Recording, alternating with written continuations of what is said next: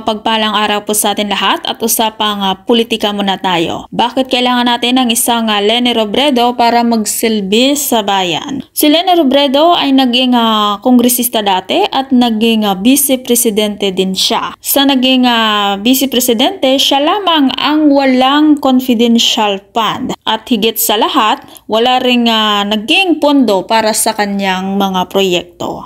At bukod tanging siya dating vice-presidente, Leni Robredo lang ang hindi nagsamantala sa kanyang panunungkulan. At higit po sa lahat, walang winaldas na pondo ng bayan. Isa ring pong abogado si dating vice-presidente Leni Robredo at siya ang kailangan ng mamayang Pilipino. Dapat nga po ganito yung mga politiko ang dapat nating iboto, walang bahid ng korupsyon at malinis ang panunungkulan sa bayan. At sana nga po ay tatakbo bilang senador si dating vice-presidente Leni Robredo at pagdating ng 2028 ay tatakbo ulit siyang Pangulo ng Pilipinas. Kung hindi pa nakasubscribe ng aking channel, mag-subscribe ka na sa aking channel, Ives Velasco. Maraming salamat at mapagpalang araw po sa ating lahat.